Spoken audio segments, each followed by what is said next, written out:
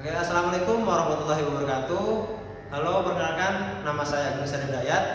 Saya perwakilan dari kelompok 1 dari kelas TI 22C Universitas Buana Perjuangan Karawang. Di sini saya sebagai moderator ingin mereview atau memimpin jalannya review tentang laju reaksi kinetik sebagai untuk mengetahui laju reaksi kinetik yang bergantung kepada konsentrasi larutan dan suhu larutan. Dan untuk reagennya kita menggunakan methylene blue untuk bahan pewarnanya atau aromatiknya sebagai pembeda antara reaksi mana yang menggunakan reaksi yang suhunya lebih besar atau suhunya lebih kecil yang warnanya itu lebih pekat. Oke, tadi udah kita tahu ya tadi dari tujuan dari praktikum kali ini, yaitu untuk mengetahui laju reaksi berdasarkan konsentrasi larutan dan suhu. Nah, perlu kita ketahui apa sih yang namanya laju reaksi. Nah, laju reaksi adalah perubahan konsentrasi reaktan atau produk per satuan waktu. Jadi besaran laju reaksi itu dapat dilihat dari cepat lambatnya suatu proses reaksi. Nah, cepat lambatnya proses reaksi ini ditandai dengan penggunaan reagen. Jadi reagen di sini itu biasanya berupa atau ketika larut di dalam air itu dapat berwarna biru, merah atau kuning seperti itu. Kemudian pada percobaan kali ini kita menggunakan beberapa alat dan bahan. Di antaranya yang pertama, di sini kita menggunakan Erlenmeyer. Jadi Erlenmeyer di sini itu berfungsi untuk mereaksikan larutannya. Jadi nanti larutan ini itu akan bereaksi di dalam Erlenmeyer. Kemudian yang kedua kita menggunakan gelas kimia. Nah, gelas kimia ini tuh berfungsi untuk menampung atau menyimpan larutan untuk sementara waktu. Nah, tidak lupa kita juga menggunakan termometer sebagai atau untuk mengetahui suhu pada larutan. Kemudian untuk bahan yang kita gunakan, kita menggunakan methylene blue. Ada yang tahu methylene blue itu apa? Nah, methylene blue itu adalah senyawa aromatik yang ketika dilarutkan di dalam air itu akan berubah warna menjadi biru. Nah, pada percobaan kali ini kita menggunakan methylene blue sebagai reagennya. Kemudian kita ada nitrosa, kemudian kalium hidroksida dan hidrosa. Untuk prosedur selanjutnya kita menggunakan bahan-bahan yang terdiri dari methylene blue, kalium hidroksida, dekrosa dan okades. Untuk yang seperti di semuanya dicampurkan menjadi 4 gelas Erlenmeyer. Kemudian untuk di sini kan terdapat 4 suhu yang berbeda. Ada terdapat suhu 30 derajat Celcius, 25 derajat Celcius, 15 derajat Celcius dan 2 Celcius. Untuk kita mengetahui cara mengetahui suhunya yang berbeda yaitu dengan menggunakan reaksi eksoterm ya yang terdapat pada di percobaan sekian yang saya sudah gambarkan di sini, yaitu menggunakan air panas ataupun air dingin, air es atau air suhu ruangan untuk mempercapai suhu larutan tersebut, yaitu dengan menaruh Erlenmeyer di dalam aquades, di dalam gelas kimia yang terdapat air es untuk mendapatkan hasil 2 derajat Celcius, dan untuk air panas kita sampai 30 derajat Celcius. Dan untuk waktunya kita menggunakan termometer. Jadi kita ukur menjadi termometernya. Ketika suhunya sudah tercapai, maka cukup disitukan saja. Oke, lanjut ke sini. Ketika sudah suhunya tercapai, maka yang seperti yang di video tadi yang diperlukan, kita hanya perlu mengocok atau menggoyangkan Erlenmeyer tersebut. Itu dapat 10 detik di situ. Dan ketika Erlenmeyer setelah dikocok, maka suhunya warnanya kan berubah. Ya karena dipengaruhi oleh methylene blue-nya, ada reagen di situ. Nah, yang uniknya lagi ketika kita dikocok, semua larutan berwarna biru semuanya, berbiru semuanya. Tetapi setelah kita taruh lagi Erlenmeyer-nya, suhu yang larutan yang bersuhu 37 derajat Celcius, dia tadi saya hitung sepersekian 5 detik, dia berubah lagi warnanya menjadi bening, dan itu pun berlaku untuk selanjutnya untuk waktu untuk menjadi beningnya lagi. Tetapi di sini semua laju reaksinya berbeda. Yang paling cepat adalah yang suhunya tinggi. Karena apa? Karena semakin tinggi suatu suhu larutan yang kita reaksikan, maka pergerakan di dalam larutan tersebut, maka energi kinetiknya akan semakin besar, ya.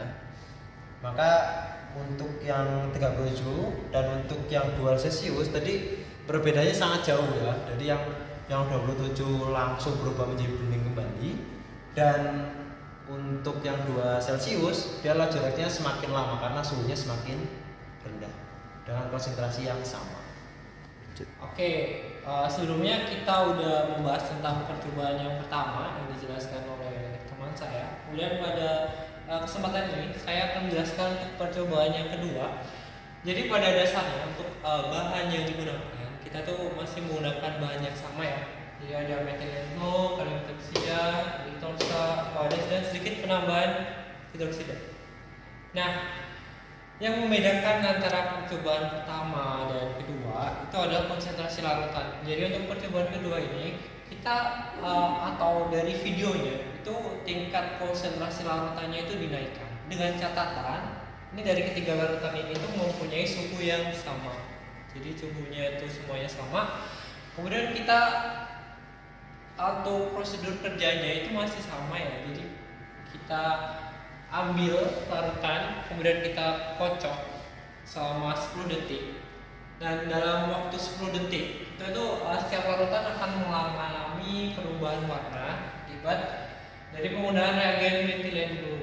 Nah, setelah dikocok itu nanti larutan pertama, kedua, dan ketiga itu akan kembali berubah menjadi warna putih. Nah, pada percobaan kedua ini kita akan mengidentifikasi jumlah atau konsentrasi kalium hidroksida di dalam setiap Erlenmeyer.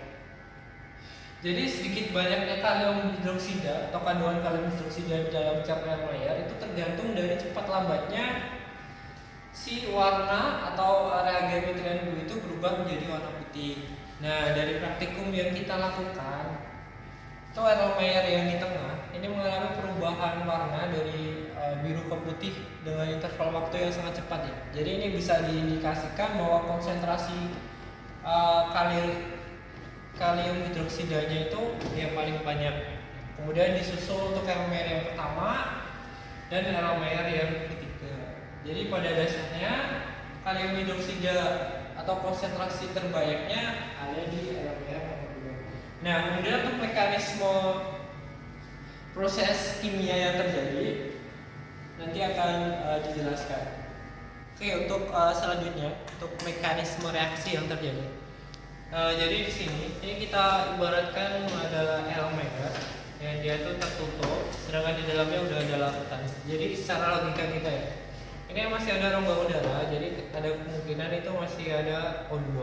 Nah, di dalam larutan ini sebelumnya kan kita udah bahas, ya. Jadi di dalam larutan itu ada larutan methylene blue, kalium hidroksida, erythrosa, dan ada sedikit penambahan dari hidroksid dan oksigen. Nah, oksigen itu kan dia dapat larut di dalam air, sehingga pada percobaan kali ini, jadi si oksigen dalam fase gas itu dia dapat larut ke dalam air sehingga bersifat oksigen yang terlarut di dalam air atau oksigen aqueous, ya. Nah, kemudian ketika oksigen ini larut di dalam air, sedangkan kita tahu, ya, di dalam larutan itu ada beberapa senyawa seperti methylene blue, kemudian kalium hidroksida, hidroksid, dan lain-lain, maka secara tidak langsung ini akan bereaksi. Dan misalkan kita reaksikan dengan metilen blue ya. Jadi akan bereaksi dengan metilen blue atau akan teroksidasi. Jadi dari metilen blue itu akan teroksidasi menjadi metil blue atau etil blue. Nah, produk yang teroksidasi ini itu akan menghasilkan warna biru ya. Nah, sedangkan untuk metilen blue yang tidak teroksidasi, maka dia tidak akan berwarna. Oke, kita bahas reagen metilen blue. Jadi di dalam metilen blue itu ada senyawa metil dan blue. Nah, kalau metil ini dia tidak berwarna, sedangkan yang blue udah jelas ya berwarna biru. Jadi seperti itu. Jadi bentuk teroksidasi dari metilen blue itu adalah etil blue dan berwarna biru.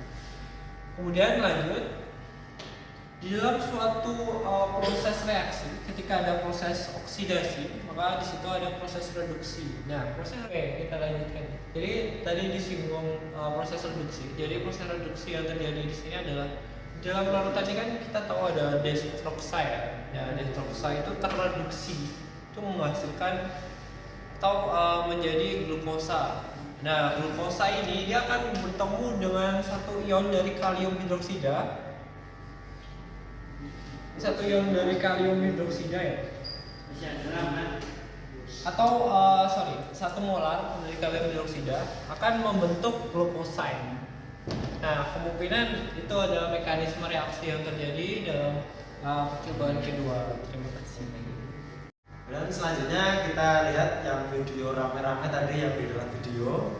Kita terdapat yaitu dapat oksigen yang berbentuk gas pada molekul X dan molekul Y. Kemudian ketika gas ini kan di atas nih. Ketika kita shake atau kita kocok, dia kan oksigen akan bercampur dengan molekul X ya, atau molekul yang metilen blue-nya.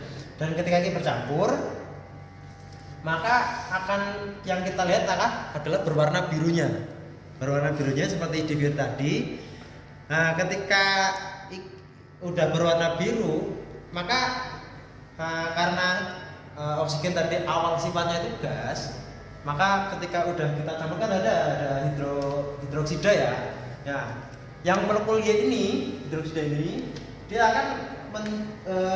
akan mencoba ingin berikat kembali dengan molekul X, ya kan? Ketika dan molekul Y dan X berikat kembali, akan maksudnya berikat saling larutan lagi, maka oksigen yang tadi berwarna oksigen yang menjadi aqua atau menjadi larutan, dia akan kembali ke gas lagi, dan warna biru tadi, yang warna ini akan hilang karena oksigennya sudah berjadi gas dan oksigen yang tidak gabung lagi dengan molekul X atau dengan molekul metilen blue. Untuk percobaan kita yang terakhir yaitu tentang oksigen yang teroksidasi dalam larutan yang seperti tadi ya.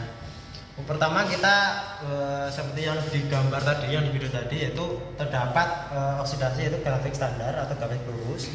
Kemudian kita tambahkan atau energi kinetinya kita tambahkan yaitu dengan shake botol itu, maka oksigen yang teroksidasi dia akan naik. Setelah naik dia akan turun kembali karena sifat cair ini kan Y-nya tadi, X dan Y itu akan bergabung kembali, akan turun. Dan sebelum dia menyentuh dari garis standarnya, kemudian kita tambahkan lagi gerakan atau energi shake-nya, maka dia akan melonjak lebih tinggi lagi, ya kan?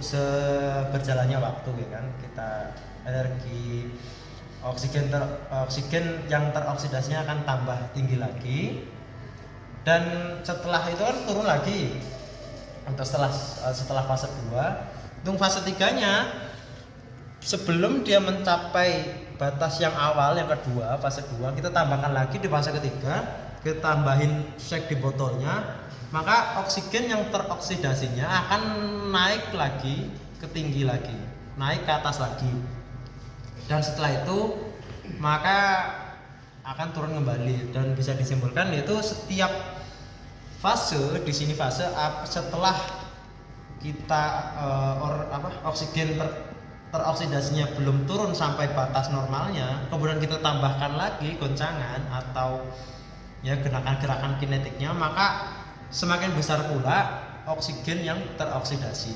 Seperti itu penjelasan dari kami. Kesimpulan yang bisa diambil dari percobaan pertama ini bahwa temperatur mempengaruhi pemudaran warna biru yang terjadi pada gelas uji, di mana gelas yang bertemperatur suhu ruangan itu lebih cepat memudar karena kekuatan molekul yang lemah dan bergerak cepat, sehingga pemudaran berlangsung dengan cepat juga.